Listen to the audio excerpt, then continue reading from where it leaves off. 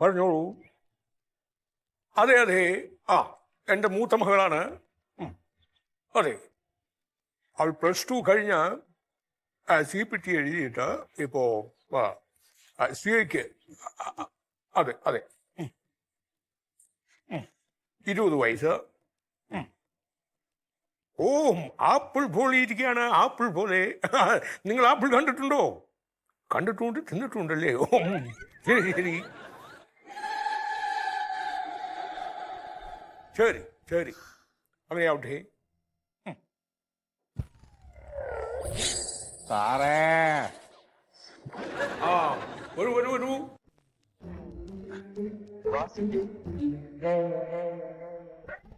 എന്താ ഈ കാണിക്കുന്നത്? താൻ ഈ കോലും കൊണ്ട് വരുന്നത് എന്തിനാ? തനിക്ക് എത്ര പശുക്കളുണ്ട്? പശുക്കളുടെ പിന്നാലെ നടന്ന് നടന്ന് പശു അപർണ പോലെയായി. എത്ര പശുക്കളുണ്ട്? 8. ഈ 8 പശുക്കളും എല്ലാ സമയത്തും ഈ യൂണിവേഴ്സിറ്റിയുടെ അടുത്താണല്ലോ. ഇവിടെ പഠിക്കാൻ വരികയാണോ? ഞാനങ്ങനെ പ്രത്യേകിച്ച് കെട്ടിയിടല്ല സാറേ, ഒരു സ്വാതന്ത്ര്യം കൊടുത്ത് അവരാടിയിടെല്ലാം പോയിട്ട് മേഞ്ഞോട്ട്. തന്റെ പശുക്കളുടെ സ്വാതന്ത്ര്യം നടത്താനുള്ള സ്ഥലമല്ല യൂണിവേഴ്സിറ്റി. നാളെ മുതൽ ഒറ്റ പശുക്കൾ ഇതിന്റെ അകത്ത് കയറരുത്.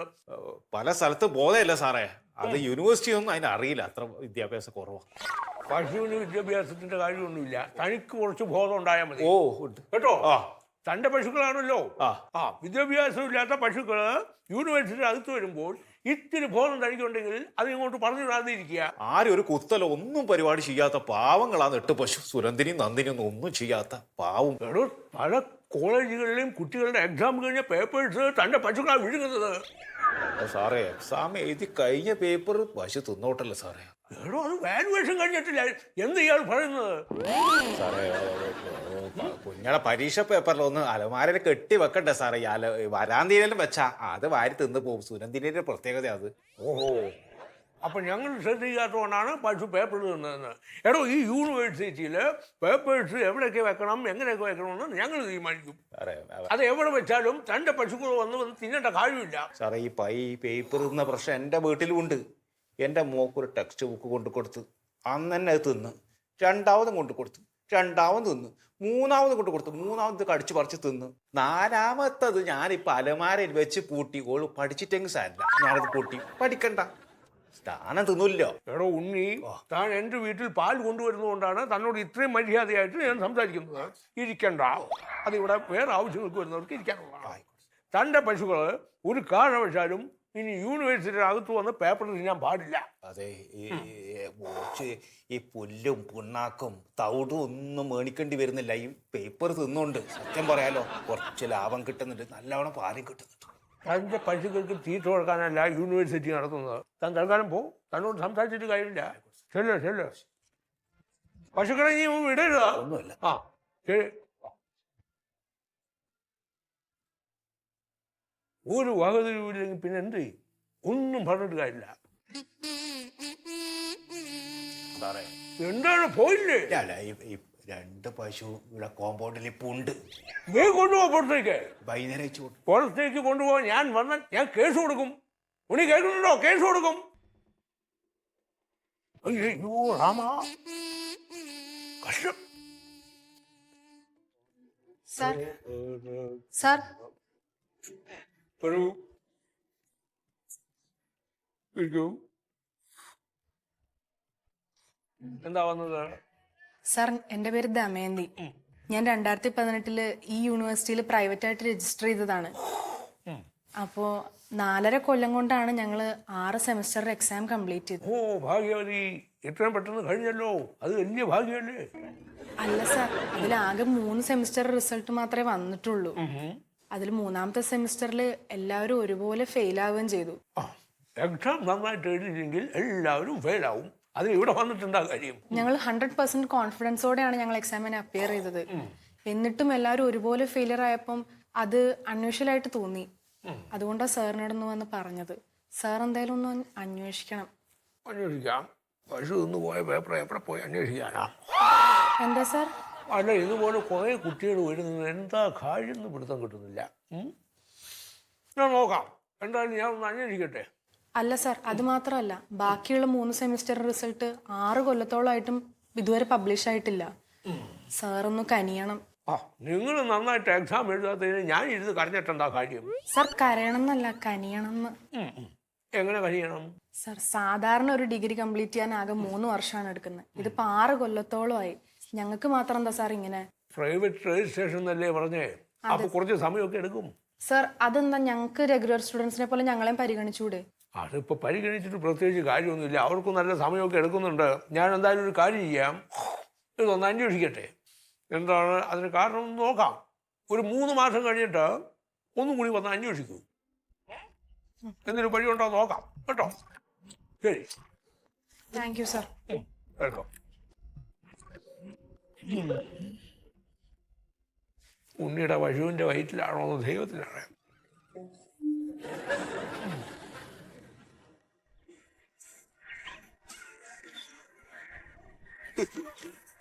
നിനക്ക് ഇന്നലെയും കൂടി ഞാൻ വെള്ളം തന്നതല്ലേ, പിന്നെ എന്തെങ്കിലും വാടി നിൽക്കണേ? അല്ല ഉഷാറായിട്ട് നിങ്ങളുടെ ചുറുചുറുക്കായിട്ട് നിൽക്കുക കേട്ടോ. ഇനി ഇതിലും വലിയ വേനലാ വരാൻ പോകുന്ന. അയ്യോ,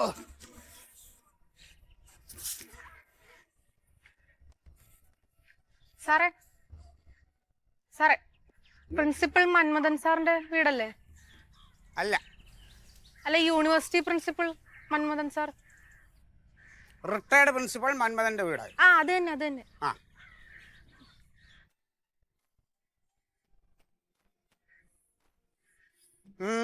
ഞാനൊരു കാര്യം അറിയാൻ വേണ്ടി വന്നായിരുന്നു. ട്യൂഷൻ എടുക്കുന്ന കാര്യമാണെങ്കിൽ ഞാനതൊക്കെ നിർത്തി. ഞാൻ ഈ പള്ളിക്കൂടവും പഠിപ്പീരും ഇതെല്ലാം ഞാൻ ഉപയോഗിച്ച് സ്വസ്ഥമായിട്ട് ഞാൻ വേണ്ട ഈ കുഞ്ഞുങ്ങളെ നോക്കി ഇവിടെ സമാധാനമായിട്ട് ജീവിക്കണം. അതുകൊണ്ട് വേറെന്തെങ്കിലും ആണെങ്കിൽ പറഞ്ഞോ.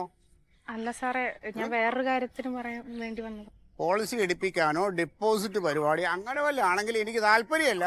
കൊച്ചു പൊക്കോ. അല്ല സാറേ, ഞാൻ പറയണമെന്ന് കേക്ക്. ഞാൻ കാരവാൻ യൂണിവേഴ്സിറ്റിയിൽ 2018 BA എക്കണോമിക്സ് പ്രൈവറ്റ് ആയിട്ട് രജിസ്റ്റർ ചെയ്ത് പഠിച്ചതാ. നല്ല ബെസ്റ്റ് യൂണിവേഴ്സിറ്റിയാ. 4.5 വർഷം കൊണ്ടാ ഞാൻ പഠിച്ച എക്സാം എഴുതിയത്. അതിന്റെ റിസൾട്ട് 2-3 എണ്ണത്തിന്റെ മാത്രമേ വന്നിട്ടുള്ളൂ. ഇപ്പൊ വർഷം എത്രയായി? 6 വർഷത്തോളമായി. ഇനിയിപ്പോ ഇതിന്റെ റിസൾട്ട് ഒക്കെ വരാനായിട്ട് എന്താ ചെയ്യണ്ടേ സാറേ? അതെ, പറയണമെങ്കിൽ ഒരുപാട് കാര്യങ്ങളുണ്ട്. കൊച്ചിന് തിരക്കുണ്ടോ? ഇല്ല ഇല്ല, പറഞ്ഞു. എനിക്ക് നല്ല തിരക്കാണ്. കുറച്ച് തിരക്കിൻ്റെ ഇടയിലല്ല, ഇതിനൊക്കെ ഒന്ന് റെഡിയാക്കാനുണ്ട്. എന്നാലും ഉള്ള സമയം കൊണ്ട് ഞാൻ പറഞ്ഞു തരാം. ഈ എക്സാമിനേഷൻ കഴിഞ്ഞ് കഴിഞ്ഞാൽ ആൻസർ ഷീറ്റ് നേരെ വാല്യുവേഷൻ ക്യാമ്പിലേക്കാണ് പോകണേ. വാല്യുവേഷൻ ക്യാമ്പിൽ പോകുന്നതിന് മുന്നേ അതിന് ഫാൾസ് നമ്പർ ഇടണം. പിന്നെ അതിനെ പിന്നെയും കൊണ്ടുവന്നത് ഒറിജിനൽ നമ്പർ ഇടണം. അത് തന്നെ വലിയൊരു തലവേദനയാണ്. അങ്ങനെ കുറേ സമയം അവിടെ വൈകും. പിന്നെ ഈ ആൻസർ ഷീറ്റ് വാല്യുവേഷൻ ക്യാമ്പിലേക്ക് എത്തിക്കഴിഞ്ഞാൽ നമ്മുടെ വാല്യുവേഷൻ ചെയ്യാൻ കുറേ അധ്യാപകരെ നിയമിച്ചിട്ടുണ്ടാവും. അവരോട് പ്രത്യേകം പറഞ്ഞിട്ടുണ്ട് നിങ്ങൾ വാല്യുവേഷൻ ക്യാമ്പിൽ നിന്ന് തന്നെ ഇത് നോക്കണമെന്ന്. പക്ഷേ കേൾക്കില്ല. അവരിതെല്ലാം കൂടെ വാരിപ്പറക്കി നേരെ അവരെ വീട്ടിൽ കൊണ്ടുപോകും.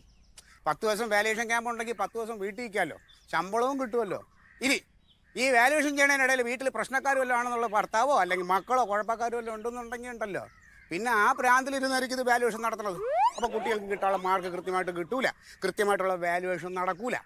അല്ല സാറേ, ഇവർക്കെതിരെ നടപടിയൊന്നും എടുക്കാൻ പറ്റില്ലേ? പിടിക്കും.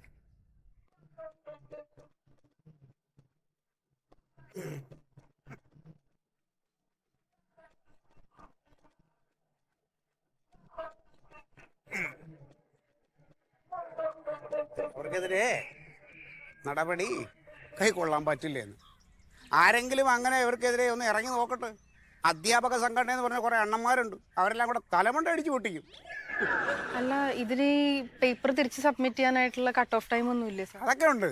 പക്ഷെ ആര് നോക്കാൻ അതൊക്കെ? അവരാ ഡേറ്റ് ഇടും. ആ ഡേറ്റ് ഇട്ടിട്ട് അവർക്ക് തോന്നുമ്പോൾ കൊണ്ട് കൊടുക്കും. നാദനില്ല കളരിയാണല്ലോ ഇത്. അപ്പോൾ അങ്ങനെയൊക്കെ തന്നെ ഇത് കുറേ വൈകും. ഇനി ഈ സാറന്മാർ വാല്യുവേഷൻ നടത്തിയ ആൻസർ ഷീറ്റ് നേരെ അതിൻ്റെ ഫാൾസ് നമ്പർ ഞാൻ പറഞ്ഞില്ലേ, അത് മാറ്റുക. അത് വലിയ ചടങ്ങാണ്. അത് മാറ്റി ഒറിജിനൽ നമ്പർ ഇട്ടിട്ട് അത് പിന്നെ നേരെ അതിനെ ടാബുലേഷൻ ചെയ്യും. ടാബുലേഷൻ നടത്തി കഴിഞ്ഞാൽ ഇത് പാസ് ബോർഡിലേക്ക് അയക്കും. ഈ പാസ് ബോർഡ് എന്ന് പറഞ്ഞാൽ 3 സാറന്മാർ, chairman of examination, chief examiner, examiner. ഇനി ഈ സാറന്മാരെ കാര്യം പറഞ്ഞാൽ ഒരു സാറ് വരുമ്പോൾ ആ സാറ് വരില്ല, ആ സാറ് വരുമ്പോൾ ഈ സാറ് വരില്ല. അങ്ങനെ ഈ 3 സാറന്മാരെയും കൂടെ ഒരിക്കലും ഒരുമിച്ച് കിട്ടാൻ പാടാണ്. പിന്നെ എപ്പോഴെങ്കിലും അവർക്ക് ഒത്ത് കിട്ടി സമയം വെക്കുമ്പോൾ അവർ പാസ് ബോർഡ് തീർത്തിട്ട് അവർ മോഡറേഷൻ ഫിക്സ് ചെയ്യും. മോഡറേഷൻ ഫിക്സ് ചെയ്ത് കഴിഞ്ഞാൽ പിന്നെ നേരെ യൂണിവേഴ്സിറ്റി ആ എക്സാമിങ്ങിലേക്ക് അയക്കും. അവിടെ നിന്ന് പിന്നെ നമ്മുടെ കൺട്രോളർ ഓഫ് എക്സാമിനേഷൻ അയാൾ ഈ മോഡറേഷനൊക്കെ ഫിക്സ് ചെയ്തിട്ട് റിസൾട്ട് അങ്ങ് അനൗൺസ് ചെയ്യും. അപ്പോഴത്തേക്ക് തന്നെ എന്തോരം വൈകും എന്നുള്ളത് കുട്ടിക്ക് ഇപ്പോൾ മനസ്സിലായല്ലോ. ഇതാ ഞാൻ പറഞ്ഞത്. അല്ല സാറേ, ഈ യൂണിവേഴ്സിറ്റികൾക്ക് സിംപ്ലിഫൈ ചെയ്തൂടെ പ്രോസസ്സൊക്കെ? ചെയ്യാം. 4-1 സിംപ്ലിഫൈ ചെയ്യാം. അങ്ങനെ ചെയ്ത കോളേജുകളും ഉണ്ട്. ചില ഓട്ടോണമസ് കോളേജുകൾ അങ്ങനെ ചെയ്തിട്ടുണ്ട്. ഈ എക്സാം ഷീറ്റിൽ ഒരു ബാർകോഡ് കൊടുത്തിട്ടുണ്ട്. അപ്പോൾ ഈ ആൻസർ ഷീറ്റുകളെല്ലാം കൂടി ഈ ബാർകോഡ് സ്കാൻ ചെയ്ത് അതിനെ ഡിജിറ്റലൈസ് ചെയ്ത് അതിന് സോഫ്റ്റ് കോപ്പി എടുത്തിട്ട് ഈ വാലുവേറ്റ് ചെയ്യണവർക്ക് അയച്ചു കൊടുക്കാം. അപ്പോൾ തന്നെ അവർക്ക് റിസൾട്ട് ഒരുമിച്ച് ഇത് പബ്ലിഷ് ചെയ്യാമല്ലോ. വളരെ സിമ്പിളാണ് കുട്ടി ഇതൊക്കെ, പക്ഷെ ചെയ്യില്ല. അല്ല സാറേ, ഇത് നമ്മുടെ യൂണിവേഴ്സിറ്റിയിലും ചെയ്യാൻ പറ്റുന്ന കാര്യമല്ലേ? എന്താ പറ്റാത്ത? ഈ ടെക്നോളജി അങ്ങോട്ട് അഡോപ്റ്റ് ചെയ്താൽ എന്താ ചെയ്യാൻ പറ്റാത്ത? പക്ഷെ സമ്മതിക്കൂല ഈ നാട്ടിൽ. അല്ല സാറേ, ആരാ സമ്മതിക്കാത്ത? ആ, നമ്മുടെ ഈ 14-ാം നൂറ്റാണ്ടിലെ മറ്റേ റൂളും മോനെയൊക്കെ പിടിച്ചിരിക്കുന്ന കുറേ സംഘടനാ അണ്ണന്മാരുണ്ട്. അവർ സമ്മതിക്കൂല. അവരാണ് ഇതിലെല്ലാം കുഴപ്പം. ഞാൻ പറഞ്ഞിട്ട് കാര്യമില്ല. അല്ല സാറേ, ഇനിയിപ്പോൾ എന്ത് ചെയ്യും? ഇനിയിപ്പോൾ കുറച്ച് ചാണകവും ചകിരിയും എല്ലാം കൂടെ മേടിച്ച് നല്ല വളം ഉണ്ടാക്കി എല്ലാം അതിന് ഇട്ട് കൊടുക്കണം. അപ്പോഴേ നല്ല ജിമ്മന്മാരായിട്ട് വരും. അല്ല സാറേ, ഈ എൻ്റെ കാര്യം സംഘടനക്കാരെ പോയി കണ്ടു കഴിഞ്ഞാൽ ശരിയാവുമോ? ഒരു കാര്യമില്ല. പിന്നെ കൊച്ചിൻ്റെ സമാധാനത്തിന് വേണമെങ്കിൽ പോയി കണ്ടോ, അതേ എനിക്ക് പറയാനുള്ളൂ. ഒരു കാര്യമില്ല. തലയിൽ ആൾ താമസമില്ലാത്ത എല്ലാം.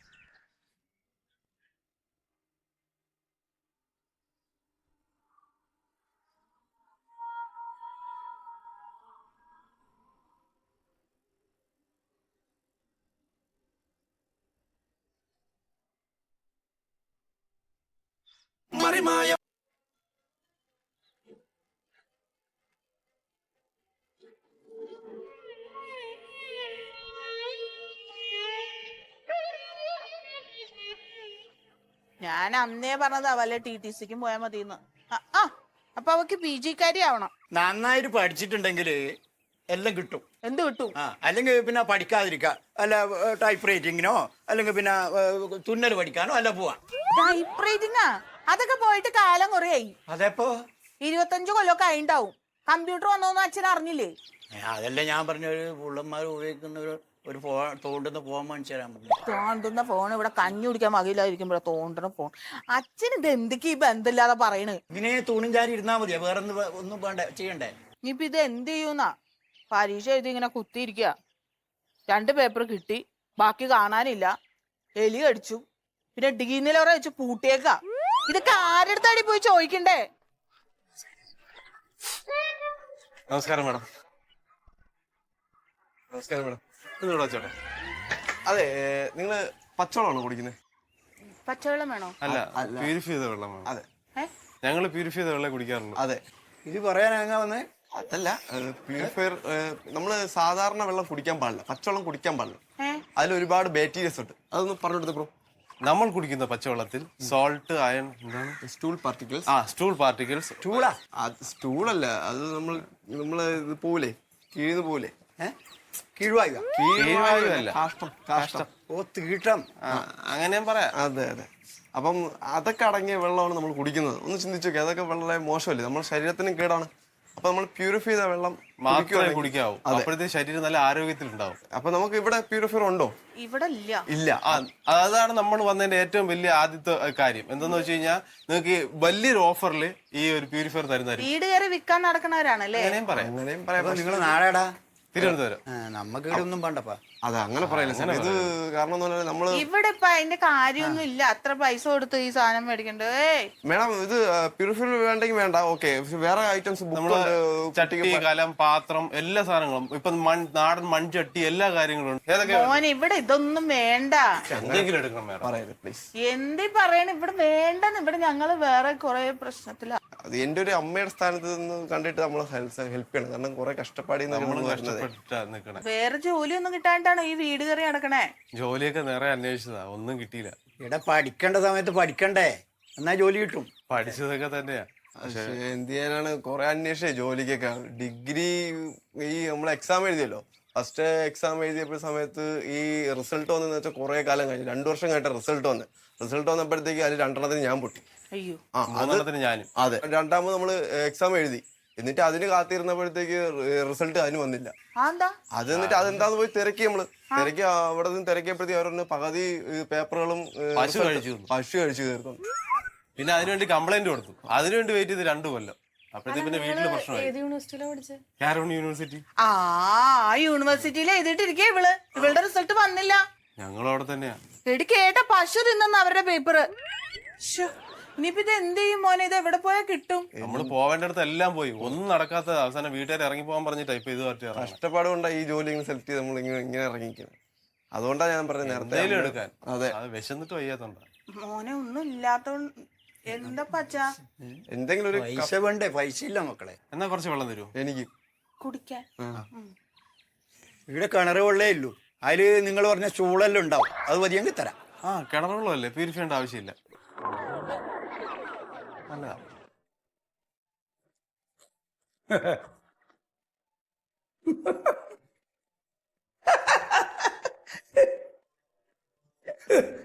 യൂട്യൂബ് തുറന്നാണ്ടല്ലോ കോമഡിയാ. സാറേ സാറേ ഏ 2 ദിവസം മുറുക്ക് തരുമോ? തീർക്കുവാ. ഇതിൻ്റെ പെരേന്ന് ഞാൻ വരുമ്പോൾ എൻ്റെ പെണ്ണുങ്ങൾ എനിക്ക് പൊഞ്ഞു തരുന്ന എനിക്ക് തിന്നാനുള്ള ഞാൻ അതിൻ്റെ അകത്ത് ഈ കൈയിടണ്ട. എനിക്ക് വേണം ഈ ഒരു പെണ്ണിട്ടാ നോക്കടോ. പെണ്ണിട്ട പെണ്ണുങ്ങൾ ഇങ്ങനെയൊക്കെ പൊഞ്ഞു വരൂ. മുറുക്ക് തിന്നാൻ വേണ്ടി പെണ്ണ് കിട്ടാൻ പറ്റുമോ? മുറുക്കുന്നാൻ വേണ്ടി മാത്രമല്ലല്ലോ.